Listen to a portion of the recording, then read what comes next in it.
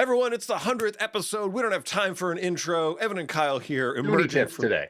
Too many. We got too many. We don't have time for pre-roll. Welcome to the Motion Design Hotline. I'm Evan Abrams, joined as usual, Kyle Hamrick. Welcome to our 100th episode. Yeah, we've been doing the show since September 2019. Off and on, we had some breaks in there, but this is number 100 by our count. So if you're here today, thanks. If you're watching this later, also thanks. Yeah. And anyway, it's been a long, strange trip. We just talked about how off mic that, no, we were on mic, but off air, that we've been doing this since 2019. That's a pretty long time. What a strange time it's been. But 100 episodes, that's nothing to sneeze at. So today, since you've heard our voices and our thoughts for 100 whole episodes, we thought, let's turn it over to the community. And we solicited from you, that sounds like a bad word, but it's not. It just means requested. And we got a whole bunch of tips from the community. We're going to talk through them. We're going to show them off. We're going to expound upon them in some cases. Opine on them. That's right. Because what is a live stream if it's not just people talking endlessly about their own opinions, right? Well, that's a podcast, you know. It's kind of like a podcast. We're like a podcast, but you have to watch it because there's an explicitly video component to it. Podcasts are video now. Anyway, kind of a callback to our podcast episode where we made a bunch of jokes about making audio promos for this explicitly visual medium. Exactly. That was a good one. You can go back and watch that episode on motiondesignhotline.com, like all previous 99 episodes, many of which with project files. That's right. So if you want to do that, head on over to that website, a real website for real people. And the other thing I should say is what we usually do on this show is we solve people's problems. So if you have problems, you can submit them to us using the handy form in the description, or just go to motiondesignhotline.com. You can DM Kyle and I. Let's throw things around my office. And tell us your After Effects problems. We will solve them here on the air. But today it's all solutions. But yeah, I don't know. Anything else before we dip in? I don't think so. I mean, you know, we have embarked upon a whole new year here. I'm sure it's happier for some of us than others. But yeah, well, but we're there. We're here. Sure. We exist. Exactly. We do exist. Like the red M&M says, we do exist. So let's go. I mean, let's just jump into some of the lighter stuff, I guess. Yeah. I've got a couple good ones to kick us off here. Okay, let's go to Kyle's screen. I see a message over in the chat that our website isn't working, but it is because I was just there. So we'll look into that, but not right now. Not me. All right. So of course, one of the best tips we got from the one and only, the incomparable Craig Burnett. He said, my favorite tip, hire someone who knows After Effects. Yes, right. Good tip. Excellent. And you know what? My friend Dana gave an even better tip. Watch Motion Design Hotline. Thank you, Dana. That's an excellent, that's a good way to learn about After Effects. However, while we're talking about, you know, the soft skills stuff, Noel he sent in a variety of tips, but one of them is he reminded about professionalism. And, you know, regardless of all the little like cool clicks and checkboxes that you didn't know about that we're going to show you today, remember to be a person that people actually want to work with. Ultimately, that's what really matters. Like, be on time, hit your deadlines, ask questions when you don't know things instead of just assuming. And he said, put on pants. Although, as someone who's worked from home for about 15 years, I feel like pants are a little overrated personally.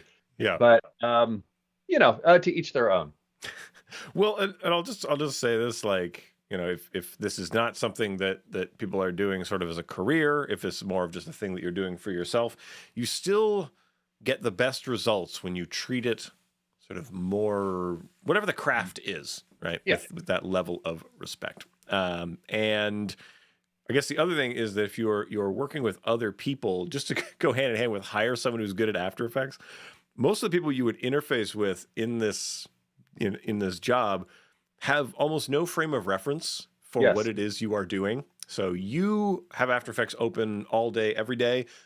They have never opened it once. So just we must extend grace to each other when we are sort of explaining the limitations and possibilities and whatever with people. Yeah. Just remember that not everybody knows this stuff, and Half the that's time, your important. job is educating your client about what it is you're even doing for them. Yeah, which is helpful and good because I was saying to someone the other day, some clients will ask for one explainer video to be made in their entire life, but you will make 100 of them in your career. Hmm. So it's a very different relationship to the object. Yeah. Um, Great there we point. go. I feel more Uh, professional yeah, already. I love it. I mean, you'd feel a little more professional if you dressed up like someone, but It's true. um, okay. So this is I've got a couple more little one-offs here for my first section. Okay. Here's a great one. I liked this one and the way it was phrased. The ellipsis on the end of this like speaks volumes here from Gareth. I feel like perhaps there was a recent unpleasant experience. A mistake was made, and you know what? We've all been there. So to make sure that you're not there again, don't forget you can always, of course, come up here and go to the file menu. But save is just Control or Command S. Save as, if you want to give it a different name, just add Shift into that. And don't forget that you can always save as a previous version of After Effects in case you need to do that. Okay, Mm-hmm. right here. And one of my faves is increment save. Control, Alt, Shift, and S, or the Mac equivalent, and that will start adding numbers to the end of your project. Like it'll be O1, O2, O3. And that way, if your project blows up, you still have the previous version of it. Okay.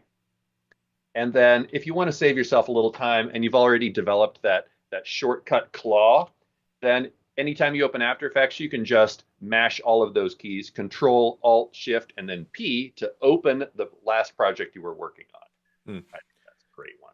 And Uh, if we might add to the saving, probably a good time to access your preferences, check out your autosave, and observe your frequency of auto saving.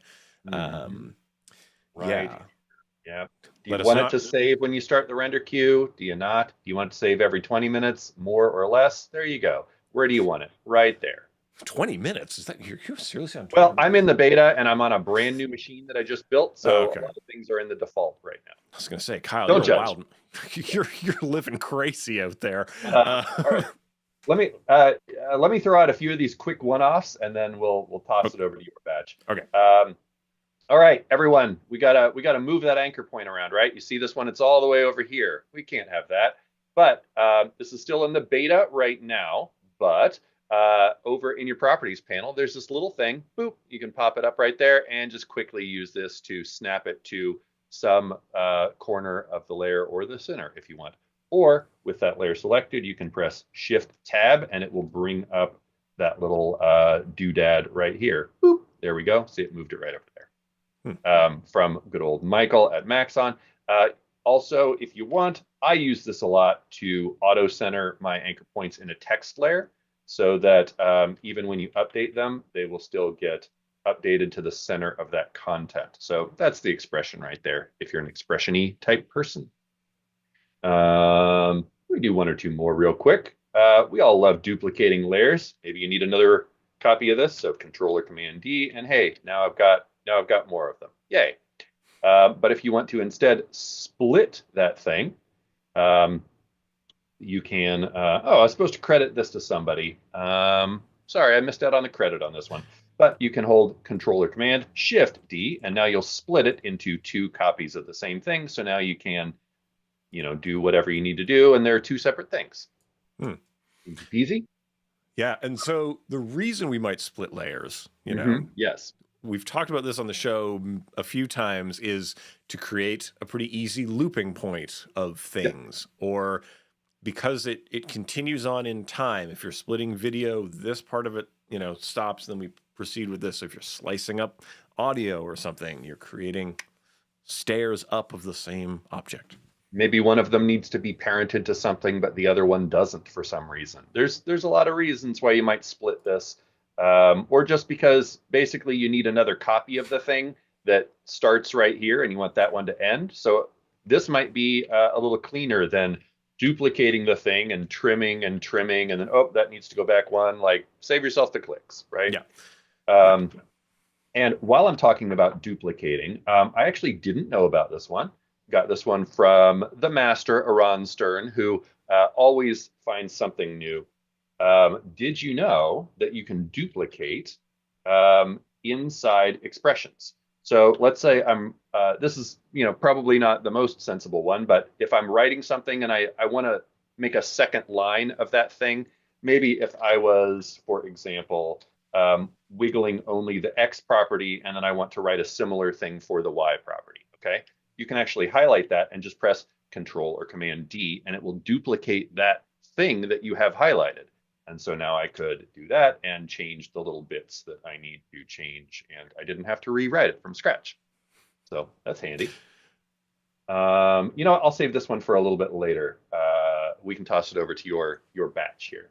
Okay, so let's get into some real basic start of project stuff that could be useful for us. So this one again comes from Noel Honig out there. Honig brings us lots of joy in the world, lots of excellent expressions, thoughts. But here's a pretty basic one: set guides to exact values. Now, guides, if you're not familiar, you can call these out by going Command R. That's going to give us our ruler. So you can see the ruler up here at the top.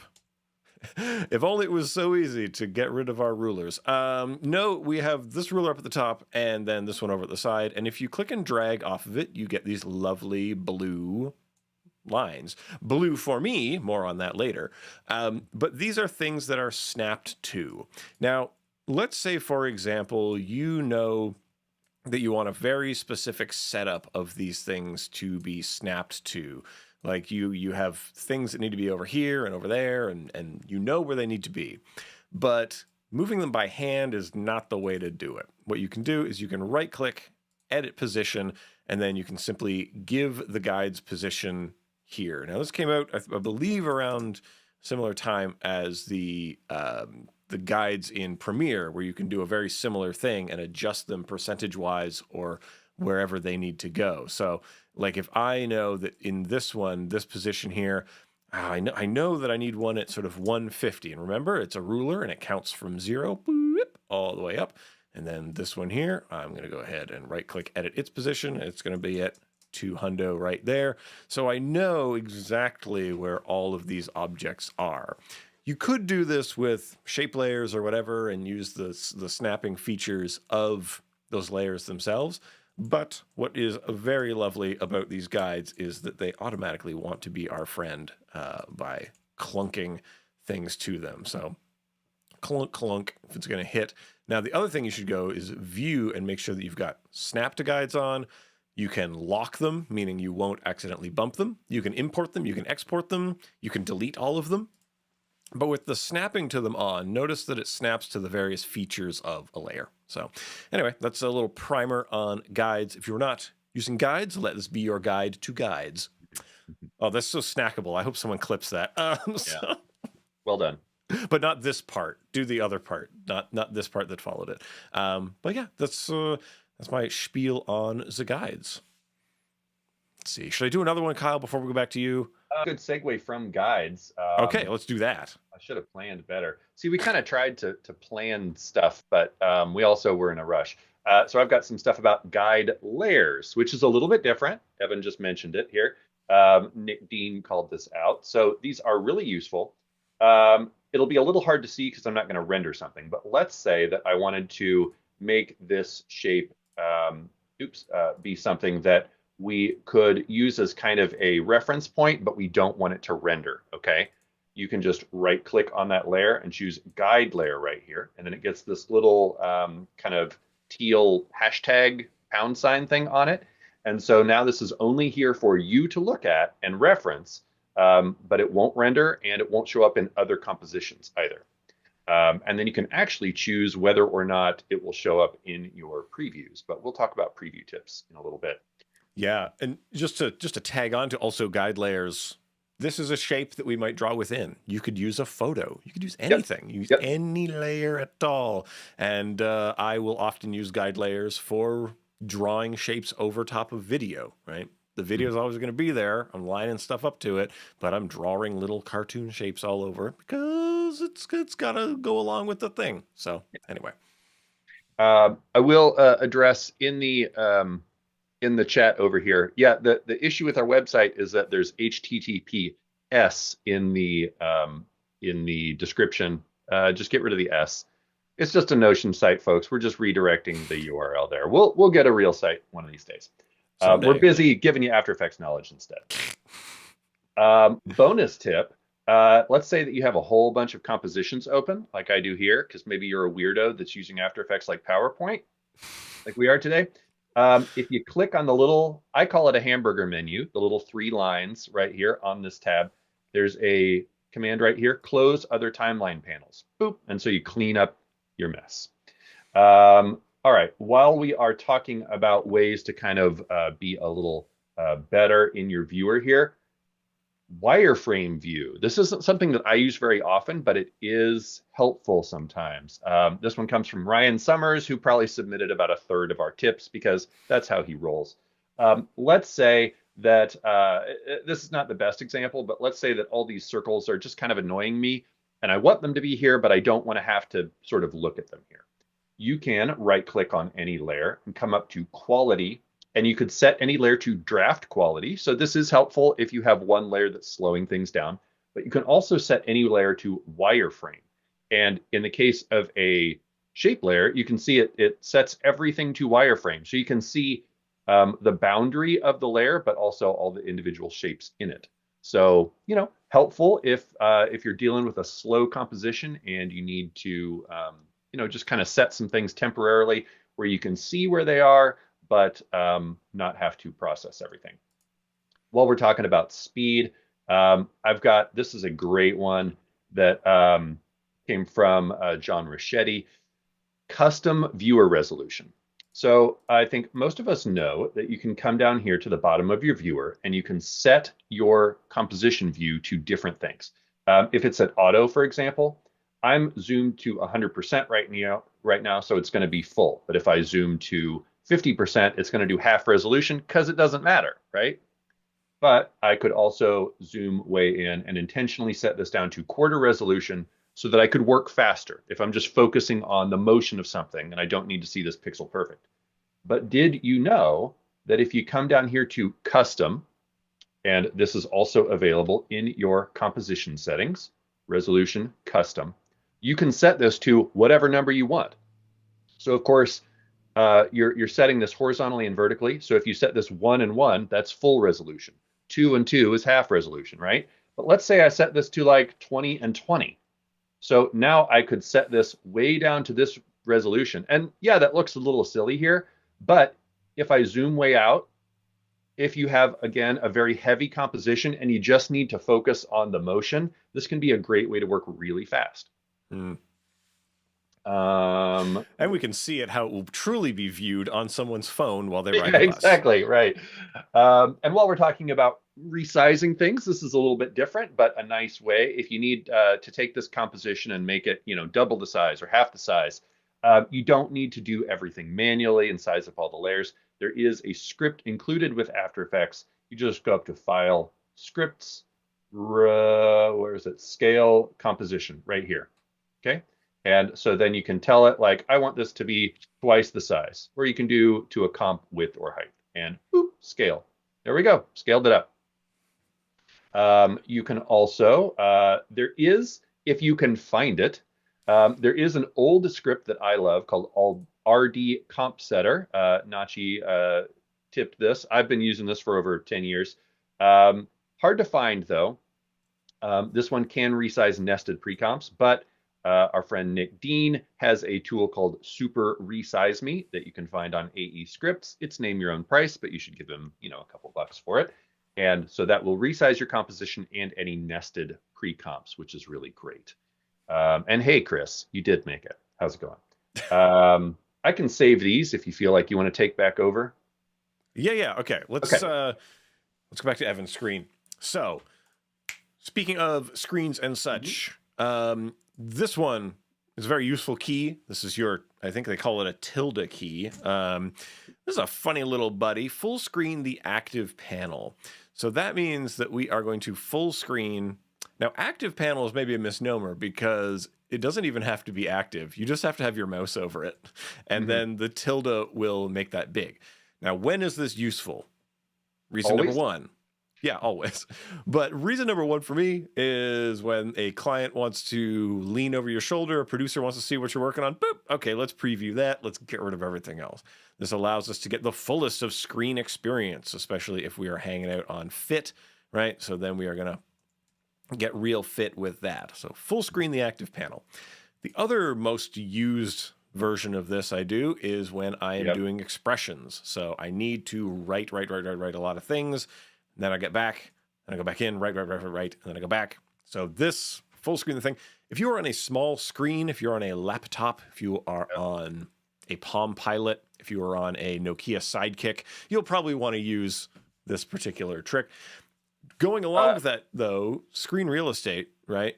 This is all about how you set up your sort of various screen experiences like this. So you can even have different workspaces, window, workspace, and have them set up for different scripts that you run or for different task-specific things that you're doing. So all of these things here can be very useful. And if you ever find that you bork one of them up doing something, you can always reset it to whatever the saved layout is, and you're right back here. So there you go. And before you move away from this, I want to call out that Ryan has now given this a new name. This is the Tilda Swinton key. Yeah, exactly. You can tell because that's her signature haircut. Yeah, it really is. Perfect. Yeah, and as she is an ageless fey creature, then she's existed well before the key, so it makes sense. Okay, the other thing that I want to talk about is, this is called set up your setup. There were a bunch of interesting things that were brought into us. So Nachi told us, make your hardware work for you. I use a drawing pad instead of a mouse, and I don't have a number pad. Thanks, Apple. So all my missed number pad keys are personalized. Wacom keys. Wacom. Waka waka. I mean, not like Wacom. It's Japanese. Oh, okay. So Wacom. So like Fozzie Bear says it.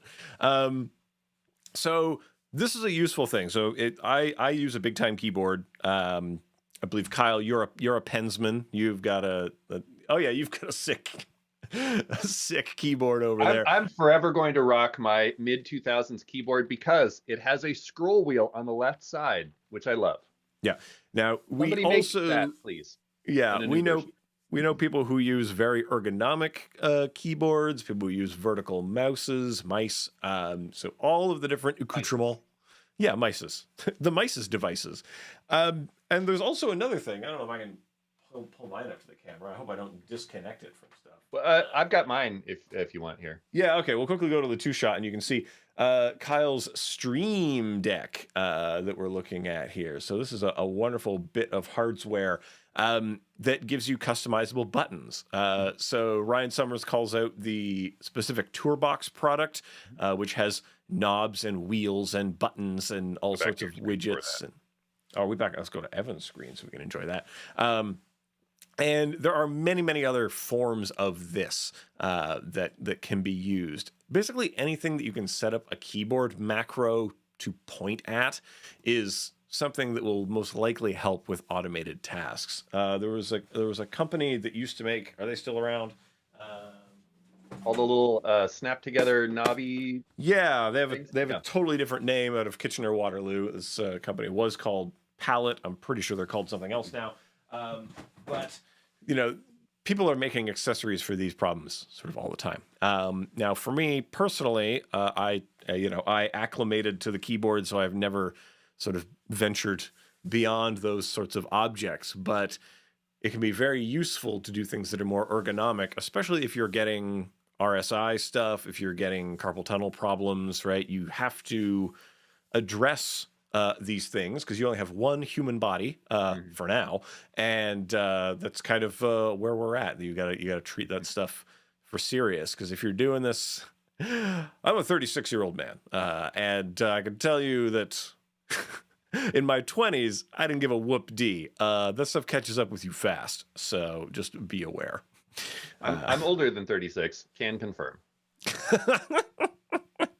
But we're both standy boys. We stand at our desks, we're doing that stuff. And if you're living the Computron lifestyle, then you have to look after your body, and part of that is making your hardware work for you. Similarly, along those lines, in terms of, we've talked about a lot of like performance and preview stuff, so just not taxing the machine too heavily in the things that you are doing, and then you set it to render and you go to sleep. So those are things you could be doing. Okay, so that was set up your setup. We did that. What else we got going on here? I'll tell you what, why don't you do stretch footage real quick, and Okay. and then I'll pivot into some things that work well. Okay, so stretch footage. This one comes from Aaron again. Alt or Option drag the right edge of a footage item. So here we have some footage. Boop. So we'll just call this up. I'm going to solo it so that we can enjoy it. And here is just an MOV of some undulating keyframes. Right now, what if we wanted this to be faster or shorter? Right? Well, you just Option drag and, ooh, hello, what's going on? Importantly, we want to pay really close attention to the ends of this clip here. So notice that it has a little black triangle on it. Now that means you might need to notice that on your own screen. Yeah. Folks, lean in really closely to your screen. But as opposed to, so if you just drag the end, you see that we're slicing away part of it. So this part is telling us, oh yeah, there's still more of that around. But I can still hold down Alt or Option and click on this part, and you see that it scrunches or expands the whole thing. So any end is fair game for us to grab a hold of and manipulate in those ways. But what we're doing is we're actually speeding up and slowing down the clip. So if you have something that's, say, 60 frames a second, you bring it into a 24 frames per second composition, we've got a lot of keys that we can enjoy. Now, if you stretch it too far, you're going to notice that it's kind of janky and it's kind of clicking around. But if you just need a little bit of juice to get this thing to go a little bit further, it's like, oh man, I need just 5 more frames. Beep, beep, beep. There we go. Sometimes that's all you need. But have a little look-see at this little switch. I believe this goes hand in hand here, is frame blending. So interpolates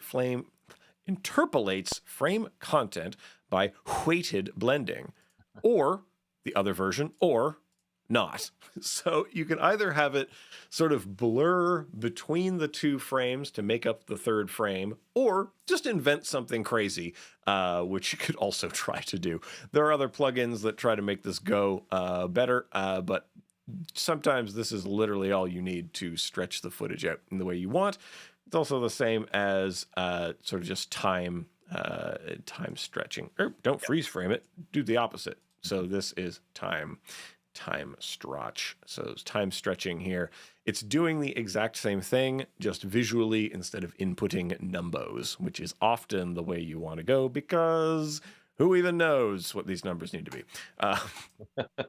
Yeah, sometimes you just need it to match another thing, and this way you can get it right there. Yep, bingo, bango, ha-ta-ta. All right, back to Kyle. Okay, while we're talking about footage, Augustin, this is sort of a good broad general tip, and it's hard to be super specific about this because it depends on your project and all that, but optimize your footage and your images and your vectors for the resolution that you're working at. I used to do a lot of work animating movie posters, and I would literally get sent the like 10K print files so that they could be turned into an HD video. So I did not need that. And if I would have been working with those files at that size, it would have been super slow and just ridiculous.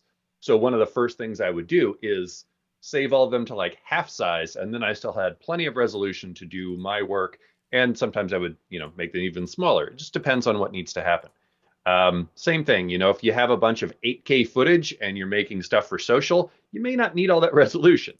Save your raw file, of course, but you might just run that off to a ProRes at HD size or whatever, if that's appropriate for your project.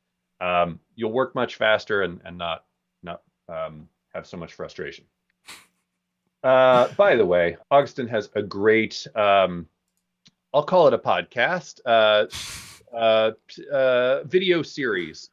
He's calling it the Tin Can, and it's about design, but much more like the creative direction side of motion design. Check that out over on YouTube. Highly recommended. Hmm. Nixon and a great one, a great little reminder. So this is our, let me turn this up. This is our little wiggly keys background here. And look up, it's not long enough for this composition. Well, Boo. I could duplicate it and make another version, and that's fine. But now I have to get it in the right spot. And if this goes longer, I need to make a bunch of copies. Don't do that. And yeah, you could do time remapping and loop expressions, but you don't need to do any of that, folks. Let's just right click, reveal, layer source and project. So I don't even need to look for it. Oh, there it is. And if you just right click this thing, interpret footage, you can come in here and there's a variety of things in here. If you need to change the frame rate it's being interpreted as, especially for image sequences, that's great. Need to interpret the alpha. That's a good place to do it. Need to interpret the color information. You can do that in here. But come down to the very bottom. If this is something that's meant to be looped, you can just tell it to loop right here. So I could set this to 10 times, and now it's going to loop for as long as, up to, what was this, about 5 seconds? So it'll loop 10 times 5 seconds, which is plenty for this case. And now I don't need to have any extra copies of the thing on my timeline. And while we're talking about footage, I've mentioned this before, but Zach wanted to remind us that you can literally just copy paste clips between Premiere and After Effects. Okay, you don't need to do all kinds of crazy stuff. There are good workflows, especially if you're bringing a whole edit in. But if you just have one clip, a lot of times I do this. I will open up Premiere and make my trim here. Basically, just use this like a quick little clipboard, and then I'll highlight the thing. Control C to copy, come back to After Effects, Control V to paste. And look, it even puts it at the same time in the timeline, right? Here's that clip right here. So you can go back and forth both directions. In Premiere, when you paste, it will paste at the point where your playhead is. But handy little workflow boost for you. Indeed. Okay. Well, let's see. Speaking of workflow stuff, maybe we get into labels and colors. Yes. Well, I don't usually like to put labels on things because I'm a commitment phobe. If someone says they don't want to put a label on it, that's a red flag. And in here, the flag could be whatever color you want. So we're talking about layer label colors. So this area right here is where you can choose a label group color of your layer. But literally anywhere you see this, you could be changing the color of that. So let's say in our world, we need these things to all be, in this case, seafoam. The good thing about this is not just that visually it is something. We can come in here and we can select the label group, meaning you select everything of the same color. So I don't have to go around and find, select this, select that, whatever. Especially for text, it's really useful because now you can just update all of the text information over here in the properties. But it's really, really good to be doing things in this organized way. Now, that being said, maybe you don't like these colors. Maybe you find them distasteful and unpleasant. Well, don't worry. We can come on down here to labels, and we can make them whatever we ding-dang please. So go ahead and choose new things if you want. By default, different things come in with different colors, and so you can choose what those are. You can set their names, too. Yeah, that's true. I like. This one is Franklin, right? And this one is Randy. So you could give them wacky names, or you could literally name it footage if you want. Yeah, that might be a better Well, I like yours. Yeah, depending on how your mind works, that will be more or less helpful to you. Speaking of colors in things, if you sort of have trouble when you're creating expressions, don't worry, we got some things about that as well. So if we just come on down to, all right, oh yeah, that's the other thing. So we should probably also talk about the appearance while we're here. So using gradients or not, this is all just stuff about the UI. Now I use the darkest of UIs because I find that most pleasing on my eyeballs. I'm not going to click the light one because I know it will harm people if I do so. Thank you. Some people live that way. Some people like a medium dark in here. But anyway, it's all up to you however you want to do that. But use label colors for related tabs. That can help keep you organized, or maybe it doesn't help you at all. And cycle mask colors is very useful as you're making new masks. More on masks later. But for now, let's talk about the thing that I came in here to blah, blah, blah about. And that is in particular the text that you use when you're writing expressions. So you can see I'm in the theme After Effects Dark, but you could be After Effects Classic Light. You could be Green Cache. I'm sure And that's a lot of these are user submitted color schemes, actually. Oh, wonderful. But yeah, you can see that like you can have different things that are going to mean different things to you. So depending on what's going to help you make sense of the world, you can also just change the font size of your expression editor, which I tend to keep quite high because I'm usually teaching. But when you're writing, maybe you want this quite low. But if you're just having trouble reading the ding dang thing, make it big. It does you no favors to allow this to harm you. So you got to make sure that you are dealing with that. And also, some other places you can change the colors. Why don't we just go over here and change anything that applies over here to layers? You can do that over here in your project as well. You can do this to markers, so a marker can have its own color as well. Give it some. Oh, look, our label colors are back. The same colors are everywhere. Man, we're so harmonious. But we'll get more into markers and stuff later. But basically, anywhere you see a color swatch like this, you could change it to whatever you please, and it is helpful and good to do so that you don't go insane. Anyway, Kyle, what do you got next? I forget what. There's a couple other things on that timeline that you're on, right? Oh, is there? We got preferences labels. We've got project panel. Okay. Oh yeah, render queue. We got and that. the render queue. Yep. Oh yeah, and we've got color keyframes.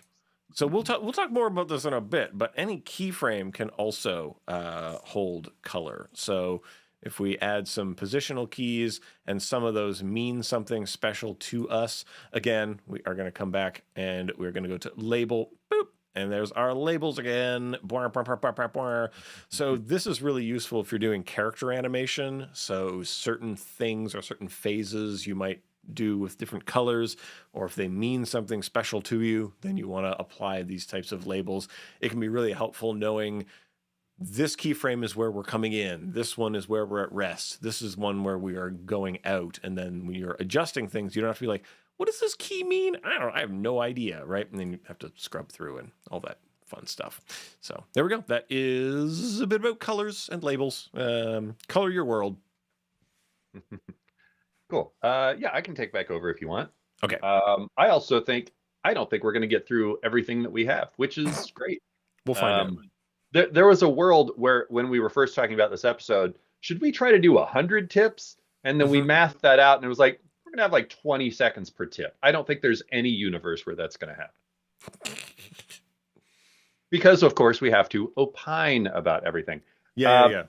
Also, Evan, while I do a couple here, I see on the YouTube comments, Anda had a question about the little quality in the switches.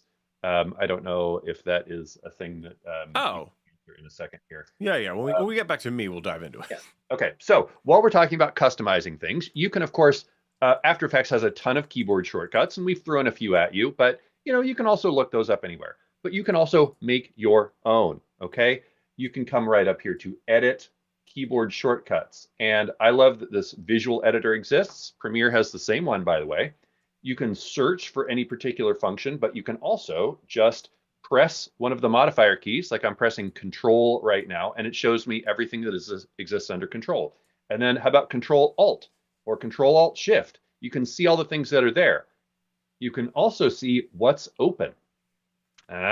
So you can find something, a menu command, for example, like Vishal really likes to solo layers, and that does not have a hotkey tied to it by default. So he set his to Alt S. So you can quickly solo the selected layer or layers with that.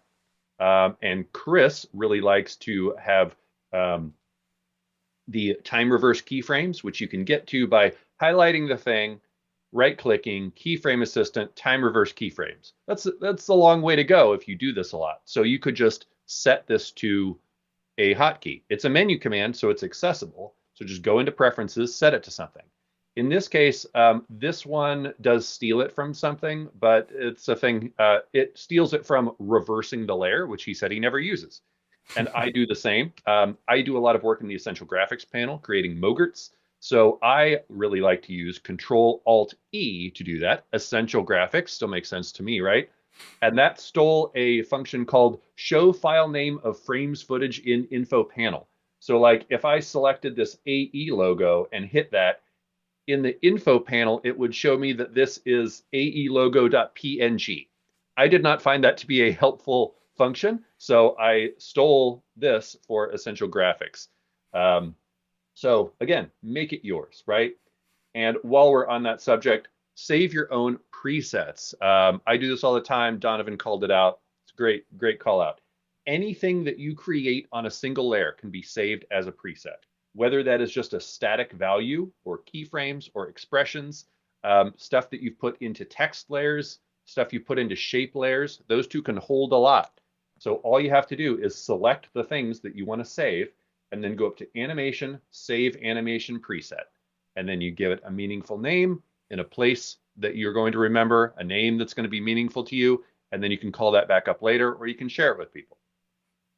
While we're talking presets, let me throw a couple at you. Nick reminded us that we have these great 2D text box presets. There we go. So I'm just going to quickly search for this 2D text box. There are two different flavors of it. There's one for text layers. So if you have a text layer selected already, you can do the text version and it will create that text box around there. There's all kinds of controls, so you can customize this. Let's just undo. Or you can create one that's a shape layer, which by itself does nothing. You just have to link it to a text layer. So I'll link it to that title here. And of course, I need to just stick it underneath. And again, I could come in here and customize all of the scaling and the padding and the colors and all that. What else do I have? Oh, and then John from the AE team reminded us, because of course he made these, under animation presets, text, number counters. There are some great things. So if you need to do a count up, count currency, count percentages, count a timer, there's presets for all of these right here. So you don't need to do them from scratch anymore. Great, right there. All kinds of stuff you can set. You can animate these so that they count up. Again, I'm just kind of going through this quickly. Play with these yourself. Maybe I'll come back to these two. Okay. I'm going to burn through a bunch of things about keyframes. But first, so Anna asked about the quality switch. What's that all about? Well, here is an image of the After Effects logo. It is 700 by 700 roughly pixels. We're observing it at 100%. I'm going to move in a lot closer to it. Zoom. So I'm just zooming closer to it. You will notice not a huge difference in them, but if I go to the poopy version here, the non-interpolated, non-anti-aliased, look how crunchy it gets. And in particular, let's pay attention to the crunchy zone out here. So we're essentially degrading the quality of that. We're going to notice it the most when we do things like scaling it up. So let's scale up.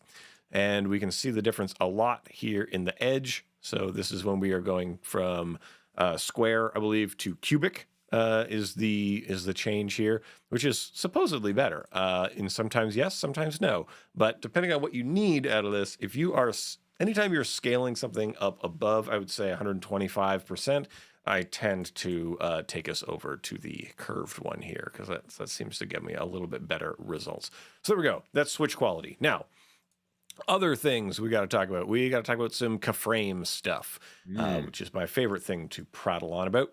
This one comes from Kyle Harder. So accordion the keyframes. Select two or more keyframes. Hold Alt/Option while dragging on the first and last, which will give you the accordioning of keyframes. So we'll just do that.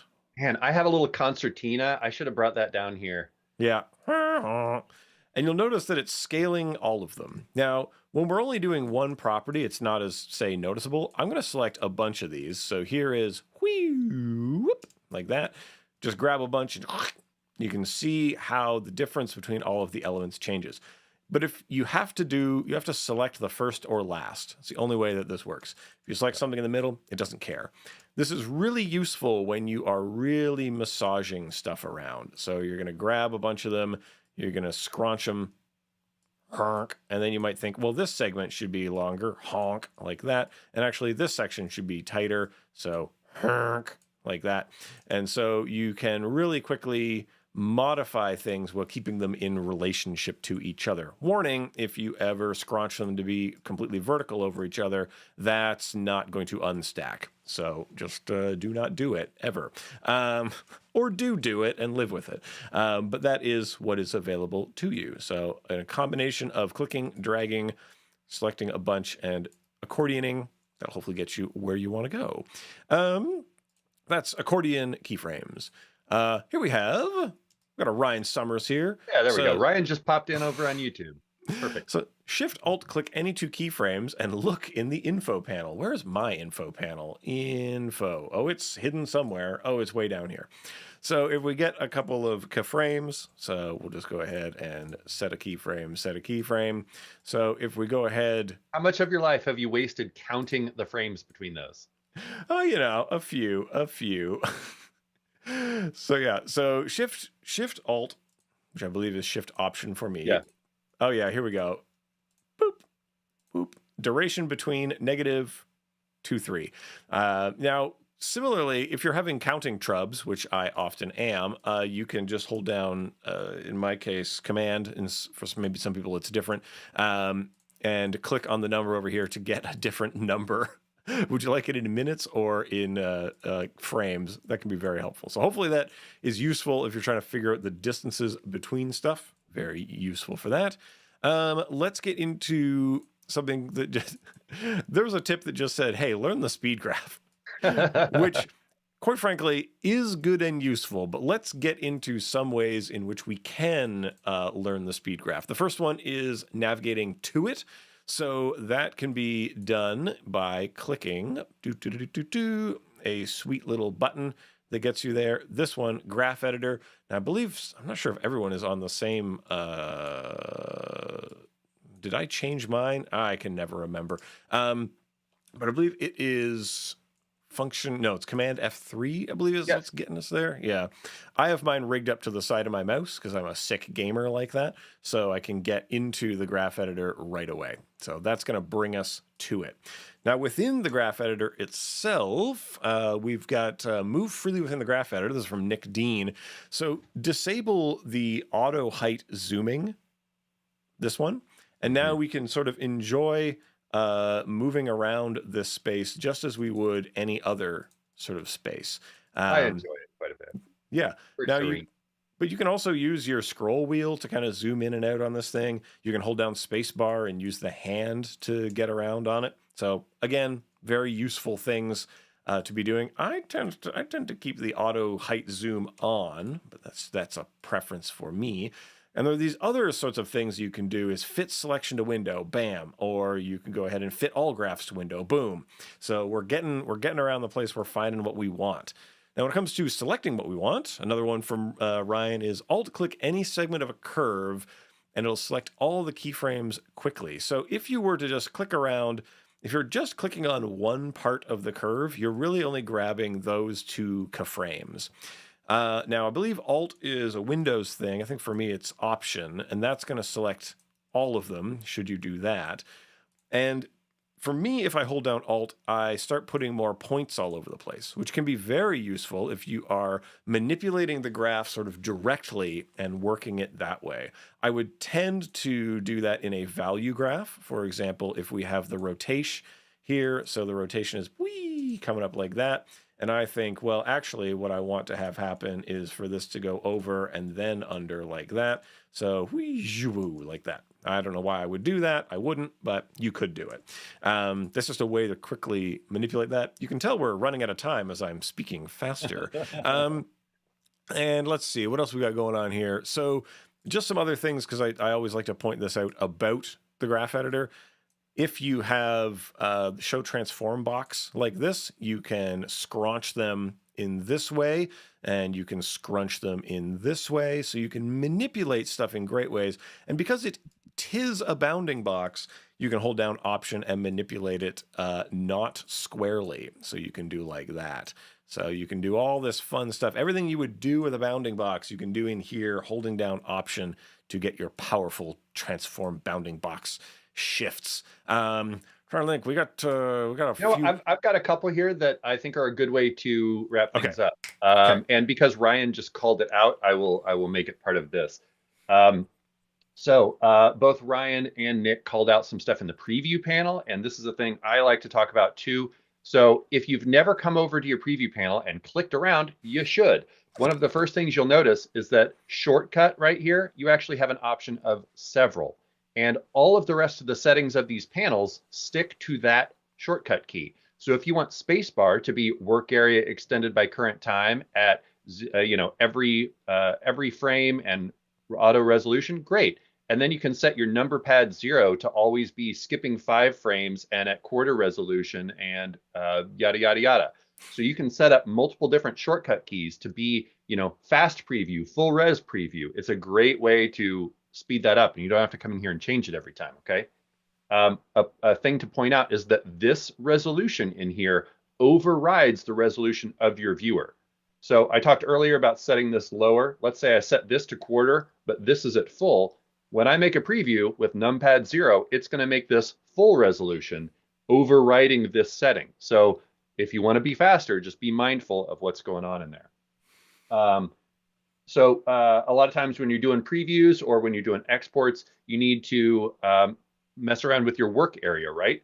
If you want to quickly set that to, you can press B to set the beginning and N to set the end, of course. But if you want to quickly set that to the layers that are here, you can highlight a layer or group of layers and hit Control-Alt-B, or the Mac equivalent, and it will, boop, trim that to the current layers.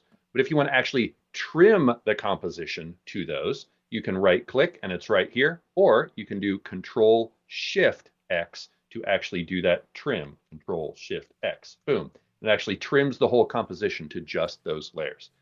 And before we finish up, let's talk about exporting things. Let me just give you a couple tips in here, and then we're going to have leftovers for next week, which is awesome. Yeah. All right, I have this amazing composition here. I'm going to go ahead and composition, add to render queue.